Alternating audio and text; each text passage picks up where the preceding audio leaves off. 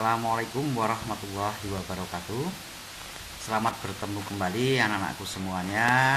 Kita masih dalam pembelajaran sejarah Indonesia untuk kelas 11, yang insya Allah untuk hari ini atau pada pertemuan ini kita membahas tentang kehidupan politik dan ekonomi pada masa Orde Baru. Perlu Anda ketahui ya, Indonesia itu banyak sekali, atau pada masa-masa politik era-era pemerintahan itu banyak sekali. Ada yang pertama pada masa pemerintahan kemerdekaan, sebelumnya ada lagi pemerintahan masa Orde Lama yang sudah kita bahas pada pertemuan kemarin, dan sekarang setelah itu masa pemerintahan Orde Baru, dan nanti di bawahnya lagi ada pemerintahan reformasi. Oke, kita terfokus pada yang kehidupan politik dan ekonomi pada masa pemerintahan Orde Baru. Oke, kita lanjutkan. Kehidupan politik pada masa Orde Baru ini adalah, Orde Baru itu dipimpin oleh seorang presiden, Bapak Soeharto, yang di sini beliau itu selama 32 tahun memimpin, sangat lama sekali ini. Nah, selama 32 tahun ini masa kepemimpinannya itu banyak sekali kebijakan-kebijakan yang memiliki pengaruh cukup besar terhadap proses berjalannya negara kita. Mulai dari kebijakan politik, terus kebijakan ekonomi, terus masih banyak sekali. Nah, salah satunya kebijakan politik itu di dalam Orba itu, yang pertama itu ada dua. Yang pertama itu kebijakan politik dalam negeri, yang kedua kebijakan politik luar negeri. Nah, kita bahas yang pertama dulu. Kebijakan politik dalam negeri itu mengatur, atau di sini memerintah bagaimana toh Indonesia itu memerintah dalam negerinya sendiri. Nanti banyak sekali ini masih banyak rentetan sekali yang mungkin kita bahas di pertemuan yang akan datang. Yang kedua, kebijakan politik luar negeri. Nah, ini saya garis bawahi untuk kebijakan politik luar negeri itu bagaimana hubungan Indonesia dengan negara-negara sahabat. Oke, selanjutnya masing-masing kebijakan itu tentunya dikeluarkan berdasarkan kebutuhan negara. Ideal kebijakan yang dikeluarkan adalah yang menguntungkan dan mengedepankan kepentingan rakyat banyak. Nah, kita lihat nih beberapa kebijakan politik pada masa Orde Baru yang kalau dibandingkan dengan sekarang ya mungkin anak-anakku sekalian belum mengalami ya.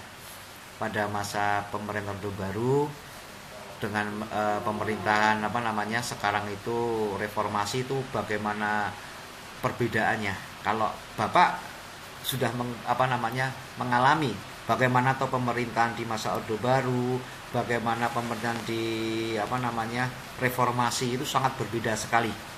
Nah, oke, kita lanjutkan. Di dalam pemerintahan Orde Baru itu kebijakan politik dalam negeri itu ada beberapa hal. Yang pertama itu dalam pemilihan umum. Nah, pelaksanaan pemilihan umum atau pemilu itu pertama kali itu tahun 1971. Pada pemilu ini para pejabat pemerintah hanya berpihak pada salah satu peserta pemilu saja, yaitu Golkar. Nah, di sini ini seperti gimana ya, dalam pemerintahan Orde Baru itu ketat ditekankan. Pemerintah mengatakan satu kata, ini harus seperti ini.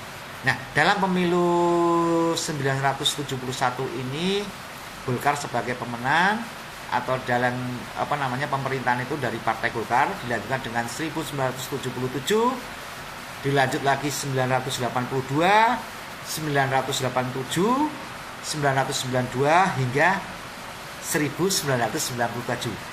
Ini rentang waktunya 5 tahun. Nah, di 1997 ini bergejolak, ini peralihan dari politik Orba ke reformasi. Nah, di sini ini terjadi ini peralihan ini. Indonesia itu berguncang ya dalam politik.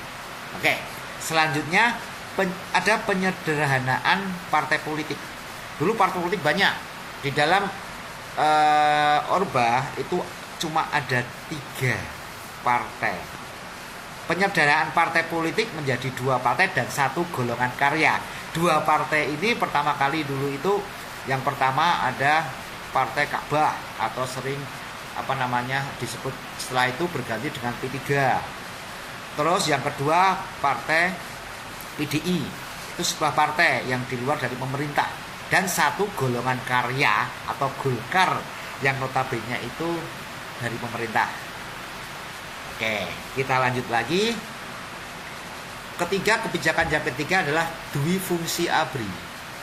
ABRI yang kita sekarang ini dikenal dengan TNI, itu dulu adalah ABRI itu adalah peran ganda dari ABRI, yaitu tentara yang punya peran ganda.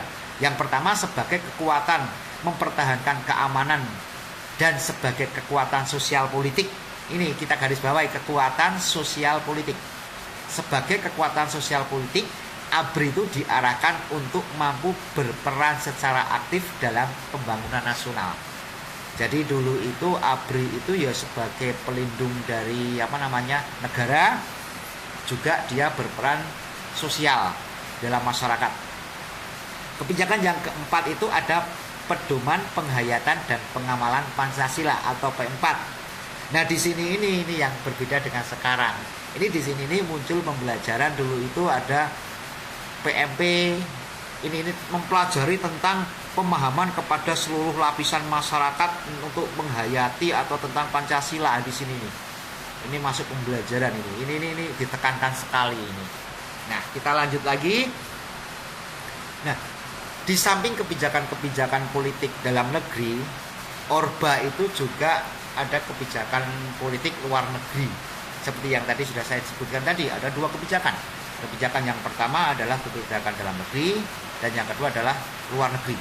Nah, kebijakan politik luar negeri di sini salah satunya itu Indonesia kembali menjadi anggota PBB. Yang kedua, pemulihan hubungan diplomatik dengan Malaysia dan Singapura, serta pemutusan hubungan dengan Tiongkok. Nah, ini di sini nih.